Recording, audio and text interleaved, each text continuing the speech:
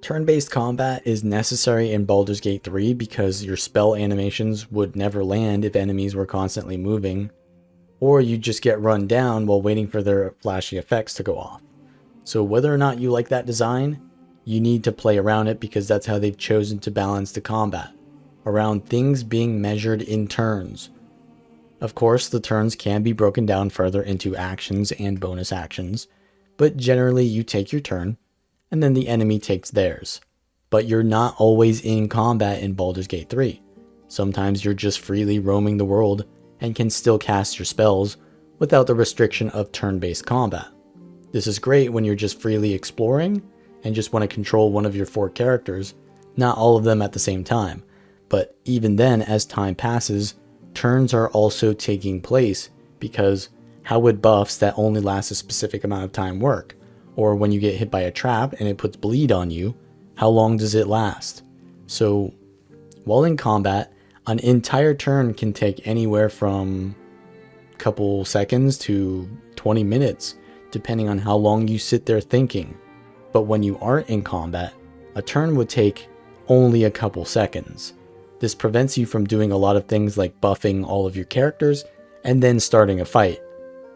Or does it? There's actually a turn-based mode that you can toggle, which you can enable by clicking the circle in the bottom right of your action bar, or pressing Shift plus space. This essentially puts you into combat, even if there aren't any enemies nearby. You get to take all of your turns, and then the environment takes a turn, which is basically all of the other things that exist. Some puzzle encounters will automatically put you into turn-based mode, so don't be like me and run around in turn-based mode after you're done with the puzzle, forgetting to turn it off. But other situations won't put you in turn-based mode, and you'll need to decide for yourself when it's appropriate. In a lot of cases, this is meaningless, but today I want to talk about the situations where you do want to use turn-based mode. So the first one is obviously pre-buffing. Buffs will run out while you're casting them, and if you want to do multiple buffs, then you've got to sit there and wait for the animation, and it can definitely mean that you lose some of your buff duration while you're trying to set up combat. And if you want to get a really good opener at a specific positioning, then you're going to need to hurry that up because you don't want to lose your buffs, and then it means either you lose more of your buff or you don't get the opener that you want. So going into turn-based mode allows you to get all your buffs and get the right positioning for the perfect opener in combat. Also, on top of that, by pre-buffing like this, you don't use all of your buffs in the first turn of combat. And there's nothing wrong with that because that's how you should do it, but it's not as good as where you could just have an entire turn of doing things that isn't buffing because you already have them on you. And this gives you a lot more momentum because you've got all your buffs on already, and then you go in and do an aggressive first turn instead of using all of your buffs the first turn, which allows the enemies to react to you a lot more. Then you want to be using turn-based mode for combat formations in situations where you don't necessarily get in combat. So say there's like a NPC that you want to attack, but it's hard for you to land an attack on them because they're so fast and they're moving constantly. And your attacks are pretty slow because they're meant to be in turn-based combat. So what you do is you turn on turn-based mode, everything else freezes, and then you can easily just aim your attack at them, so long as whatever you're doing can fit in one turn. There can be enemies that will attack you but do not put you into combat, and since an AI would automatically use all of their skills, they would be attacking faster than you because when you're manually doing inputs, you need to click on your skill, you need to target the enemy and then click on it again, and then wait for the animation, and wait for the aftercast. It means that the enemy is going to get a lot more turns in than you. But if you go into turn-based mode, then all of that manual input and error is not going to set you back because they get a turn, and then you get a turn.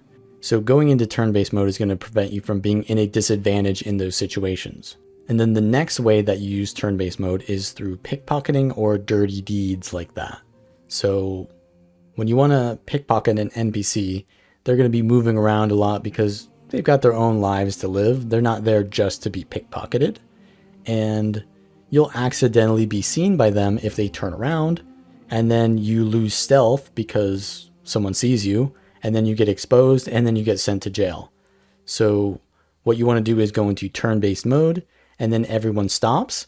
And since pickpocketing doesn't require an action, you can do all of the pickpocketing you want.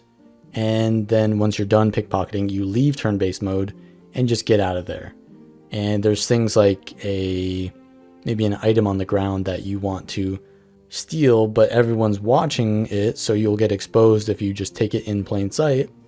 And then you want to use like an illusion spell or like a cat to distract people, but it only distracts them for like 2 turns. 2 turns is like 4 seconds. So you've only got 4 seconds to get in there and steal it. So if you go into turn-based mode, then you distract them, and then you decide when that turn is that they've been all distracted and it's safe to steal it. Then you can just use the toggle shift to see when it's safe, because it shows you when people see you. And then you just steal it when that turn is, and you have plenty of time to do so. There's also environmental hazards that you can avoid much more easily, like traps, for example, where you're controlling your main character and you're moving around the traps manually, but your teammates and companions who are following you are a little bit more disorganized because they're clumping up and bunching up behind you, and then they get close to the thing that you're trying to avoid, and it goes off and gets everyone else hit by the trap. Or for example, if you're in a disaster situation and there's a fire that's killing someone and you need to go and save them. So first of all, they're dying in real time because the fire is ticking down, and then you're moving slowly because you don't know where to go exactly. So what you do is you go into turn-based mode, and then they'll still take damage every turn because the environment has a turn, but then you get to strategize what the fastest path is.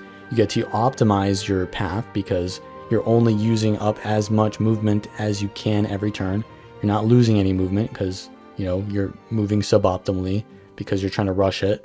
And then you can get there and save whoever you're trying to save because you've got plenty of time to do so and think about how you're going to do it.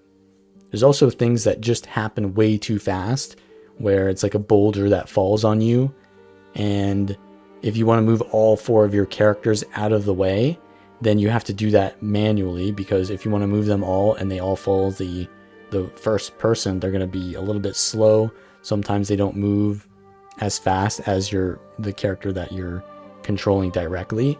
So you go into turn-based mode, and then you manually move all 4 characters out of the way in one turn because it's all happening in a turn instead of in real time.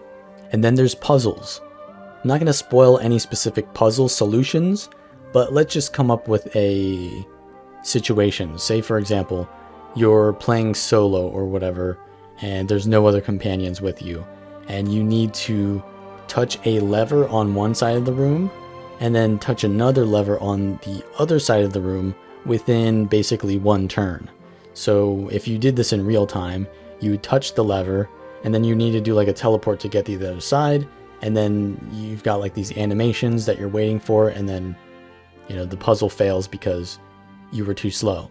So what you do is you go into turn-based mode, and then you set yourself in the right situation, then you press the one lever, and then you port over to the next lever in that one turn, and then you press the next one, and you did this all within one turn because you had an action, and then you pressed all the levers, you had your movement, and you didn't fail the puzzle. So essentially, turn-based mode is a very powerful tool that is kind of niche. You don't always want to use it, but knowing when you can use it will allow you to strategically explore in these environments, not just the combat.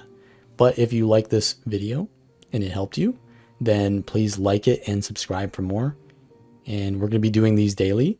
So I'll see you guys in the next video.